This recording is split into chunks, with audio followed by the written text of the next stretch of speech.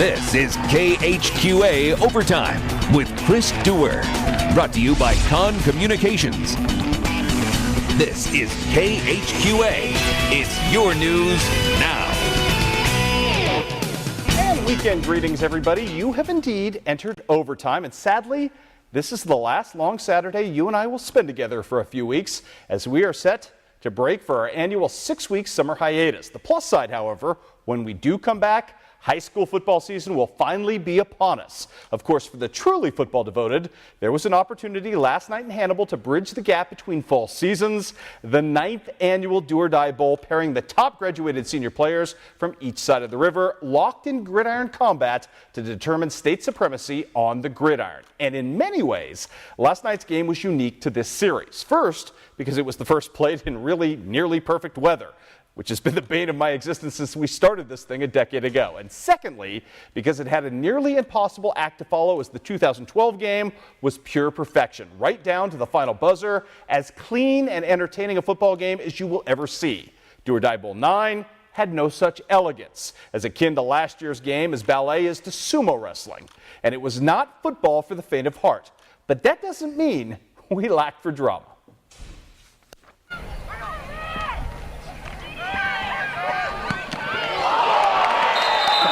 I just saw him running a slant, so I jumped it and couldn't get to the ball, so I just hit him. As far as hits you've had this season, where's that rank? That's probably number one. There wasn't any prior bad blood between Dalton Hubner and Keokuk wide receiver Darian Sanders. In fact, prior to Friday night's game, they'd never met before. This was simply the price of doing business in Do or Die Bowl number 9. Easily the most visceral, brutal, and completely defensive incarnation of this all-star game we've yet seen. You know, the atmosphere is a little bit different than a regular season game, and you're playing people you don't really know, so there's not too much intensity, but once you get out there and start playing, the amount of intensity really jumped up really quick. Well, that was definitely the most physical game that I've ever been a part of. I think Jared knocked somebody's head off. I'm not sure. I hope he's okay. I mean, we're all competitors. That's probably the best thing about every guy on this field. Everyone wants to win, no matter what the game is. No matter if it's championship game, charity game, all-star game, we all want to win. Pride, it would seem, served as powerful motivation.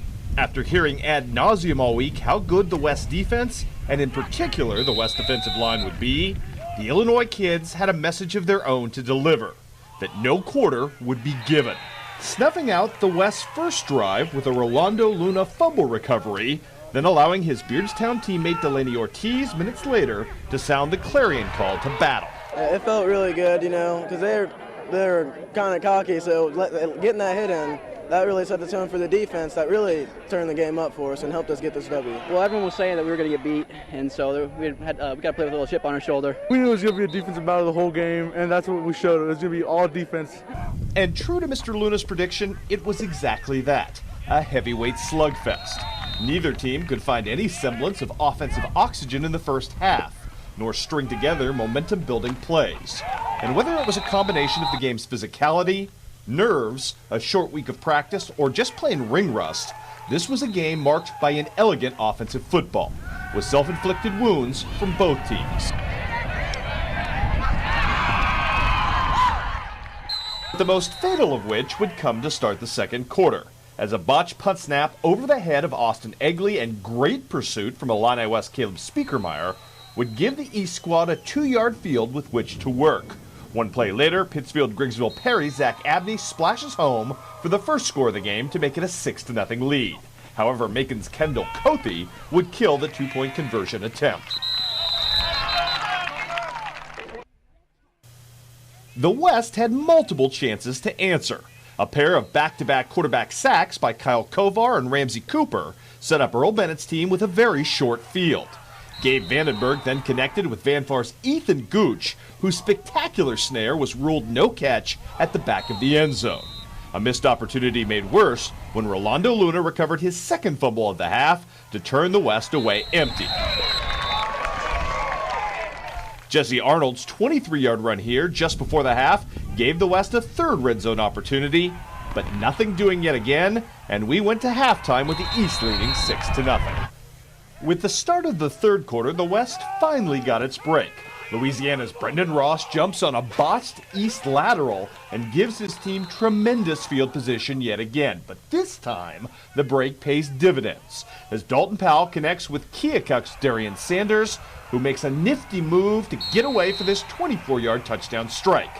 The conversion is good, and the West would take its first lead of the game at 7-6. But that fast start was merely a tease, as the third quarter would quickly devolve into a defensive quagmire. It would be Brookfield's Ramsey Cooper posting his second quarterback sack of the game to give the West outstanding field position and eventually yet another red zone visit. And yet this one, like many before it, would go unrequited. Dalton Powell back to throw, looking towards the end zone, but there is Quincy Notre Dame linebacker Nick Wyman with the interception to snuff out the scoring opportunity. In turn, however, the East squad would turn it right back over in its own right as Bobby Grunlow blows up the entire offensive backfield, beating the handoff to Zach Abney and forcing the fumble, which was recovered by Chris Sparks, which led to yet another red zone visit for the West squad and yet another goose egg. Interception right here off the bounce as Quincy Herald-Wig Player of the Year Dalton Hubner from Central Southeastern comes up with it. Once again, advantage defense.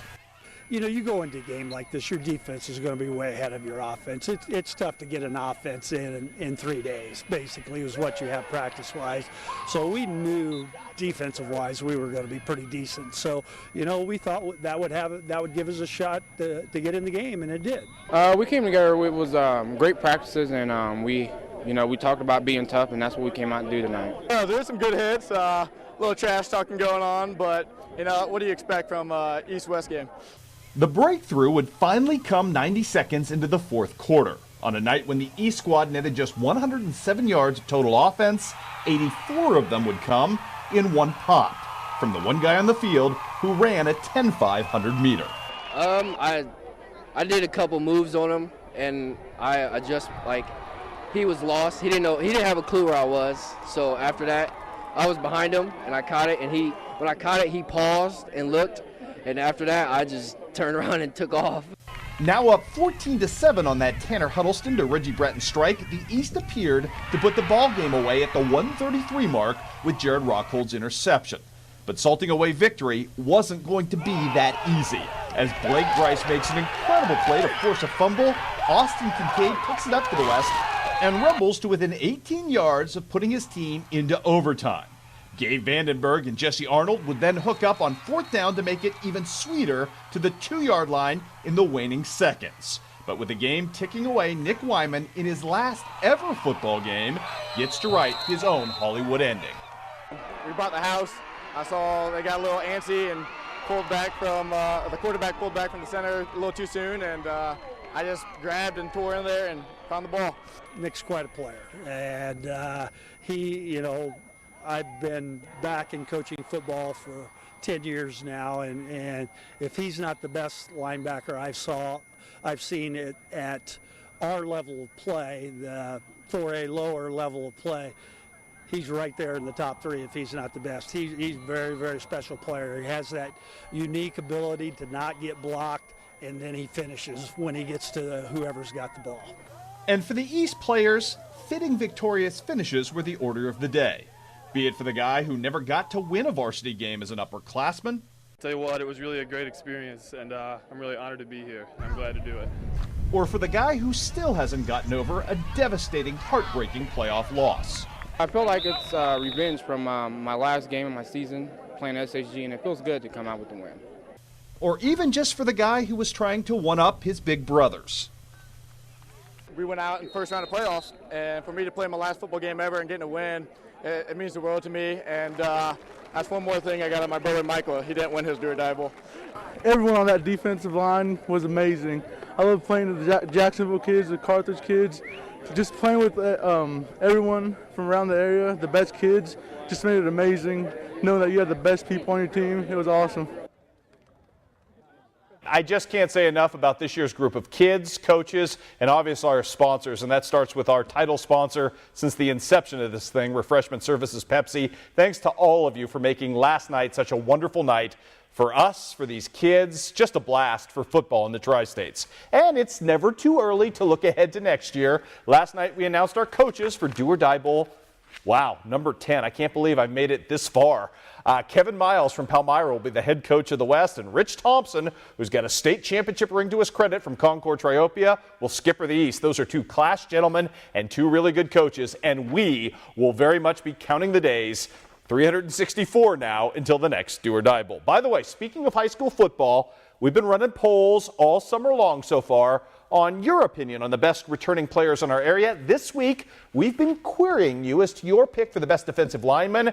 I tell you what, pretty much in a runaway this week, Palmyra's Mark Hare has been the runaway choice, and then things bunched up really nicely between Blake Smith, who's really unsung but really good from Pleasant Hill Western, Muddy Waters from Camp Point Central, Jacob Muddy Waters, if you will, and a kid who you really need to watch out for from Rushville Industry, Austin Gardner. Hasn't gotten a lot of credit, but man, did this kid have a great season for Mike Bickerman last year. Just a junior, rangy, everything you look for in a defensive end. All of these guys kind of stacked up nicely, but in the end, Blake Smith takes second, Gardner takes third, and Jacob Muddy Waters out of Central Southeastern takes fourth. Right now, you can go to my Facebook page and vote for the best offensive lineman in the area as well. Now, up next, the Jacksonville Crimson family celebrates the life of a former coach and good friend taken way too early, plus all the day's other local goodies when overtime continues.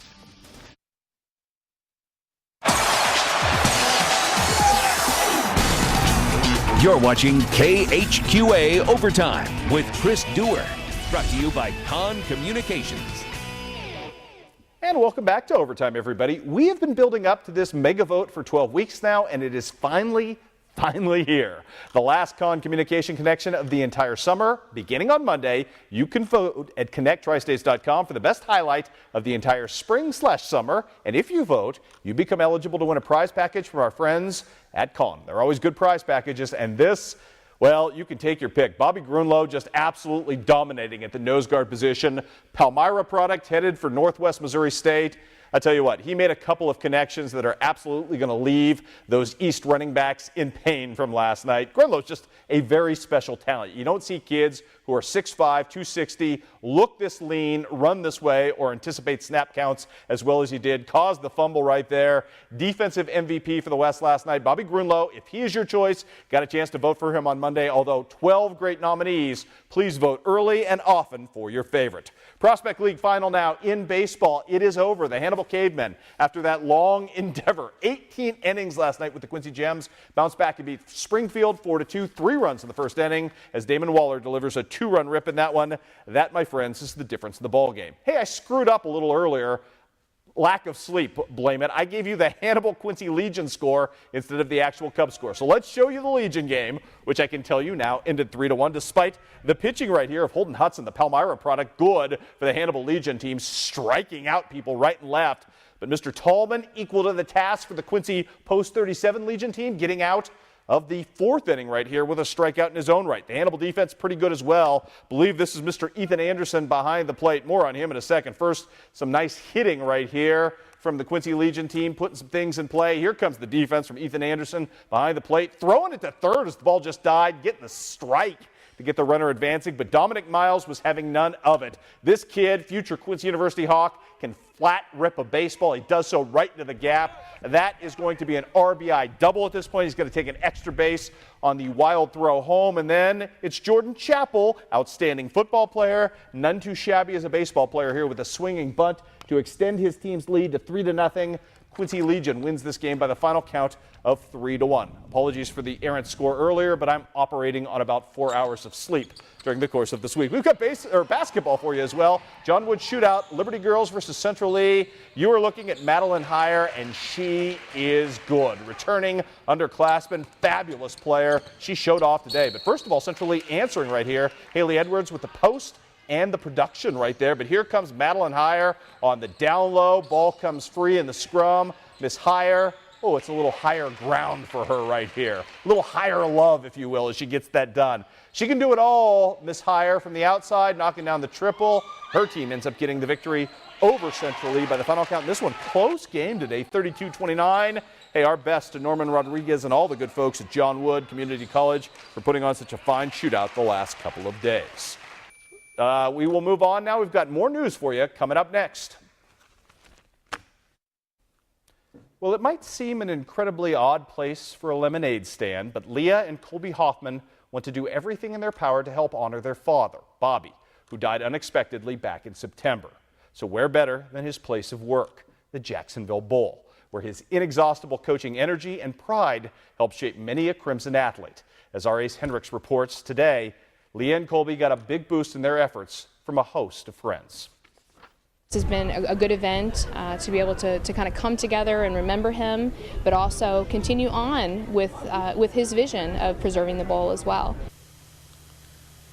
6 years ago, Bobby Hoffman found himself embarking on a mission to reinvigorate the Jacksonville High School basketball team by upgrading their unique home court. He and head coach J.R. Dugan began to coordinate the funding efforts. A golf outing was born, one that would eventually turn into much more than birdies and bogeys. Bobby always envisioned a day like this, 36 golf teams coming together, a dinner of over 200, a live and silent auction event, and we are so proud and grateful and thankful that the community has come and rallied around this idea to continue the golf outing in a way that he really envisioned. It grew every year as Hoffman garnered more support for his cause.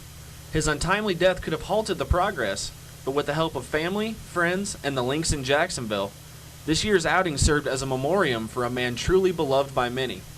So beloved and inspiring, the Jacksonville School Board unanimously voted to rename the playing surface at the Bowl Bobby Hoffman Court.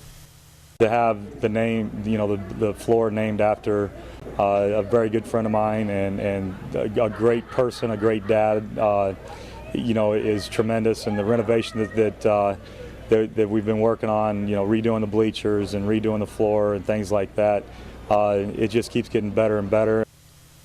A fitting tribute to a man who became a staple of Crimson basketball, largely due to his positive attitude and caring nature. He was just one of those guys that he brightened your day. Every time you saw him, that you just felt better about yourself and just put you in a good mood every time you talked to him. He was big and bold and wonderful, and that's what today is all about. Hoffman was always sharing his passion of bringing life back into the bowl through fundraisers like the outing. It's no surprise that his friends and family are leading the charge to finish what he started. Whether it's chipping, putting, or mixing lemonade, everyone in attendance found a way to show their support. A vision doesn't end with the end. Just take a look inside the Jacksonville Bowl in fall 2014, and you'll see a shining example. Bobby was a big life. He was a fan of everything that he did, and he certainly was a magnet for such great positive atmosphere, and so we definitely have that void today. But the community has come together through the Leah's Lemonade, fundraisers at the basketball games, and this wonderful golf outing that we're having today to really rally around and speak to the kind of man that Bobby was in everything that he did.